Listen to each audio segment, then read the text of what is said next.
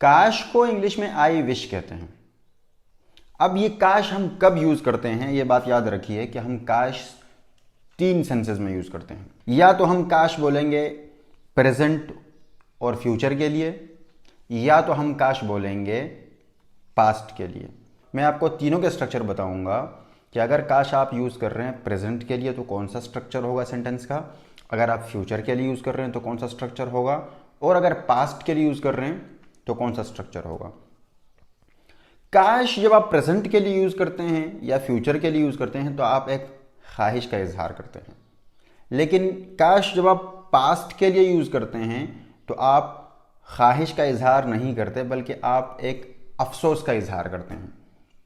इनके अलग स्ट्रक्चर्स हैं, मैं आपको बताता हूं। अच्छी खबर यह है आप लोगों के लिए कि काश के सेंटेंसेस में, आई विश के सेंटेंसेस में फ्यूचर और प्रेजेंट के लिए सेम स्ट्रक्चर है, और पास्ट के आई विश के लिए स्ट्रक्चर थोड़ा डिफरेंट है। लेकिन यह बात याद रखिए कि काश के सेंटेंसेस में सारे के सारे सेंटेंसेस में, चाहे वो प्रेजेंट हो या फ्यूचर हो या पास्ट हो, सबके लिए यूज होगा पास्ट टेंस।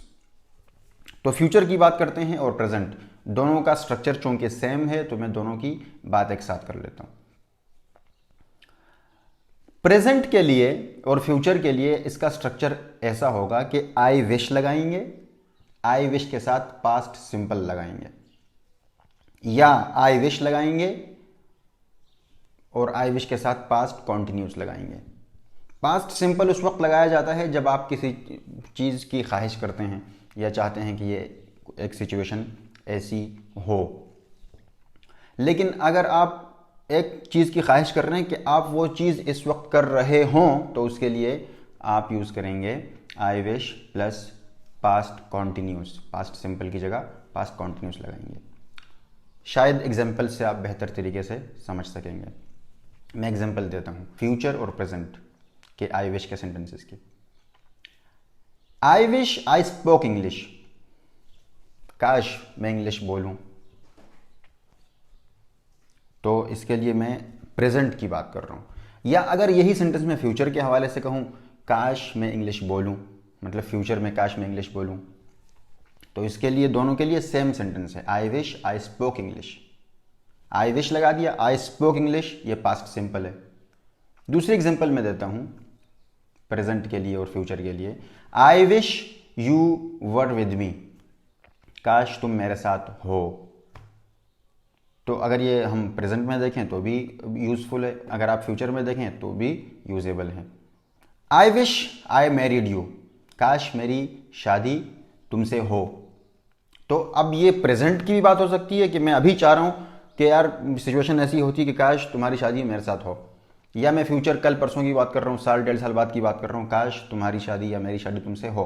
तो I wish I married you, काश मेरी शादी तुमसे हो। अब मैं एक कॉन्टिन्यूस टेंस की बात कर रहा हूँ। पास्ट कॉन्टिन्यूस हम कैसे लगाएंगे आई विश में?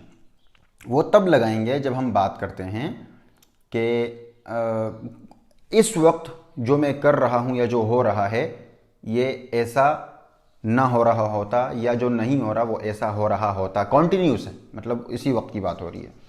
तो इसके लिए मैं आपको एग्जांपल देता हूँ, आप शायद समझ जाएंगे।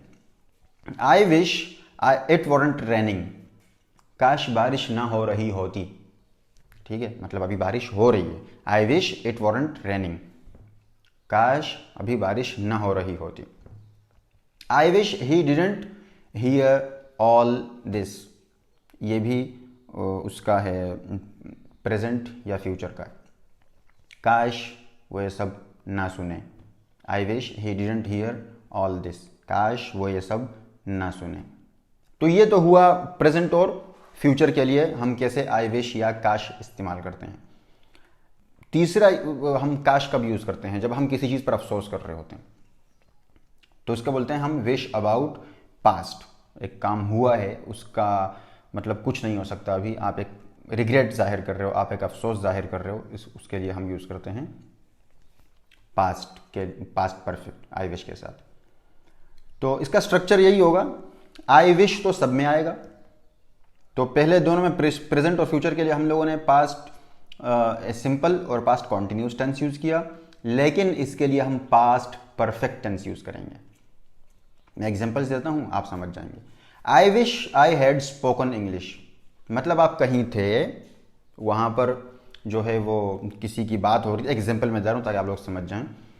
कहीं पर बात हो रही थी और जहाँ पर आपने बात की लोग आपकी बात ही ना समझ पाए। जब वापस आप घर आए तो पता चला भाई जो आपने मैसेज दिया था वो किसी को समझ ही नहीं आया। तो यहाँ पर आप बोल रहे हैं कि काश मैं वहाँ पर इंग्लिश बोल लेता, काश मैं वहाँ पर इंग्लिश बोल चुका होता। हम उर्दू में वैसे बोलते तो नहीं है, समझाने के लिए बोल रहा हूँ। काश मैं वहाँ पर इंग्लिश बोल चुका होता, काश मैं वहाँ पर इंग्लिश बोल लेता। तो I wish I had spoken English, काश मैं इंग्लिश बोल लेता। पहले मैंने ये एग्जांपल दी प्रेजेंट और फ्यूचर के लिए, तो मैंने कैसे बोला था, I wish I spoke English.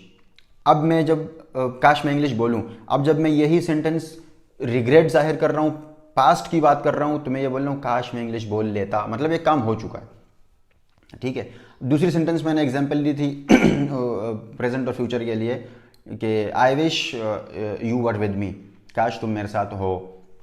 लेकिन वही अगर हम पास्ट में कहें कि काश तुम मेरे साथ होते, एक इवेंट जा चुका है, तो हम ये कह रहे हैं कि पास्ट परफेक्ट लगा देंगे। आई wish you were with me, ये पास्ट सिंपल था। अब इस सेंटेंस में मैं लगाऊंगा पास्ट के लिए I wish you had been with me. ठीक है। तो काश तुम मेरे साथ होते, पास्ट की बात है, एक अफसोस हम का इजहार मैं कर रहा हूं कि काश तुम मेरे साथ होते उस वक्त। ओके। फिर मैंने एक और एग्जांपल दी थी, I wish I married you, काश मेरी शादी तुमसे हो। तो ये प्रेजेंट और फ्यूचर के लिए था। यही सेंटेंस अगर मैं विश अबाउट पास्ट करूं, तो इसमें मैं जो I married you past simple use किया था, इसको हटा के मैं पास्ट परफेक्ट लगा दूंगा। तो मैं क्या सेंटेंस बन जाएगा, I wish I had married you. मतलब मैं किसी लड़की से बोलता हूँ कि काश, अब उसकी शादी हो चुकी है कहीं और मैं कहना चाह रहा हूँ कि काश मेरी शादी तुमसे होती, क्या काश मैं तुमसे शादी कर चुका होता, कर लेता। ठीक है। पिछले में क्या था, I wish I married you, काश मेरी शादी तुमसे हो, एक विश थी। उस वक्त लड़की की शादी नहीं हुई थी।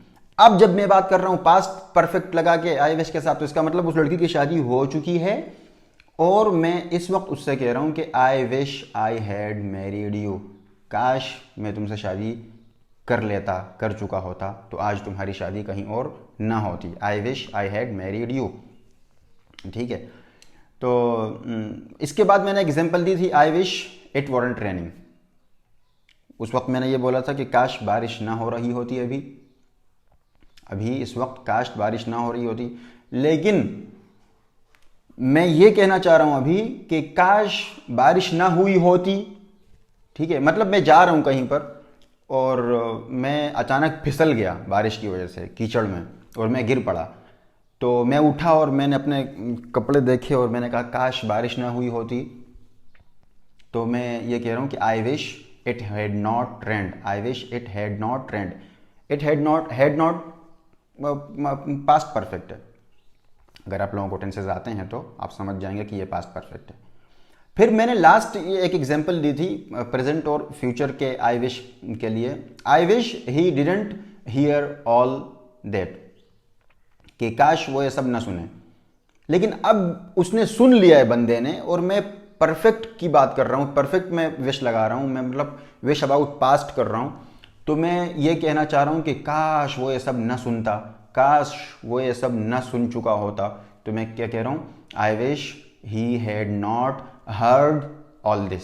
आई विश मैंने ही डिडंट हियर को हटा के ही डिडंट हियर की जगह मैंने लगा दिया ही हैड नॉट हर्ड लगा दिया। तो इसका मतलब बन गया कि काश वो ये सब न सुन चुका होता। I wish he had not heard all this. तो प्रेजेंट हम लोगों ने आई विश का प्रेजेंट और फ्यूचर के लिए कौन सा स्ट्रक्चर है वो देख लिया। पास्ट अगर हम किसी चीज़ पर अफसोस कर रहे हैं, मतलब विश फॉर पास्ट कर रहे हैं, तो उसका हमने स्ट्रक्चर देख लिया और समझ लिया। अब मैं आपको एक एक्सेप्शनल चीज़ बताता हूं कि आई विश एक और चीज़ के लिए कैसे हम यूज़ कर सकते हैं। तो वो हम उस वक्त यूज़ करते हैं जब हम, वो शायद हम उर्दू में यूज़ नहीं करते लेकिन इंग्लिश में यूज़ होता है। और वो कब होता है, जब आप तंग हो रहे होते हो किसी चीज़ से, कोई चीज़ आपको तंग कर रही है, कोई आदमी आपको तंग कर रहा है, या आप बहुत ज़्यादा उतावले और बेचैन हो रहे हो किसी चीज़ के लिए, तो उस वक्त आप यूज़ करते हैं। मैं आपको एग्जांपल देता हूँ, लेकिन उसका स्ट्रक्चर ये थोड़ा सा डिफरेंट हो जाएगा। आई विश के साथ वुड लगाएंगे, आई विश के साथ वुड लगाएंगे और उसके साथ फर्स्ट फॉर्म ऑफ वर्ब लगाएंगे, ठीक है। तो इसकी मैं 2 एग्जाम्पल या 3 दे देता हूँ ताकि आप लोग आसानी से समझ सकें। Example number first, I wish you would stop smoking. मतलब मैं खड़ा हुआ हूँ और मेरा एक दोस्त है, वो साथ में मेरे सिगरेट पी रहा है और मैं तंग हो रहा हूँ, तो मैं क्या बोलूँगा, आई wish you would stop smoking. मतलब यह है कि भाई आप मुझे तंग कर रहे हो, सिगरेट मत पियो। तो उर्दू में मैंने आप पहले ही बोला कि शायद हम ये सेंटेंसेस यूज़ नहीं करते। मैं उर्दू में हम ये तो नहीं बोलते काश आप सिगरेट ना पियो, हम ये बोलते हैं भाई तंग कर रहे हो मत पियो। लेकिन इंग्लिश में हम किसी को समझाने के लिए ऐसे बोलते हैं, आई wish you would stop smoking. तो वो बंदा समझ जाएगा कि भाई मेरी स्मोकिंग की वजह से इस शख्स को तकलीफ हो रही है, तंग हो रही है। एक और एग्जांपल मैं देता हूं, I wish she would stop singing, her voice is horrible. मैं कह रहा हूं कि काश वो जो है वो, मैं तंग हो रहा हूं तो इसलिए मैं कह रहा हूं काश ये गाना बंद कर दे क्योंकि इसकी आवाज़ बहुत बुरी है भाई, ठीक है। या एक और example, last example, I wish you would stop interrupting me. मतलब मैं बात कर रहा हूँ आप लोगों से और एक बंदा यहाँ बैठा हुआ मुझे इंटरप्ट कर रहा है बार बार, तो मैं उससे क्या कहूँगा, I wish you would stop interrupting me. भाई आप मुझे तंग कर रहे हो, मुझे बार बार मेरी बात काटो मत, इंटरप्ट मत करो मुझे। ओके, तो ये कुछ एग्जांपल्स थी। पहले हम लोगों ने आज बात की प्रेजेंट और फ्यूचर के लिए आई विश सेंटेंसेस, ठीक है, जिसमें हम पास्ट सिंपल और पास्ट कॉन्टिन्यूस लगाते थे। दूसरी हम लोगों ने बात की पास्ट परफेक्ट के लिए विश फॉर पास्ट, जब हम जिसमें किसी चीज़ के लिए हम काश करते हैं, अफसोस करते हैं किसी चीज़ के लिए, तो उसमें हम यूज़ करते हैं past perfect tense with I wish. फिर हम लोगों ने बात की कि विश के साथ वुड कब लगाया जाता है, तो वो तब लगाया जाता है जब हम किसी चीज़ से तंग हो रहे होते हैं, एनीथिंग अनोइंग, या हम जब किसी चीज़ के लिए डेस्परेट होते हैं, मतलब बेताब होते हैं कि यार जल्दी से हो जाए, बेसब्रे हो रहे होते हैं, तो उसके लिए हम विश के साथ वुड लगाते हैं। Thank you. उम्मीद है आप लोगों को मेरी बातें समझ आ गई होंगी। अगर समझ नहीं आई, you can still ask me in the comment box below, and if this video was helpful and useful, you can also let me know in the comments so that I understand and I know that you people are liking my content. Thank you. Follow for more. Don't forget to like and share.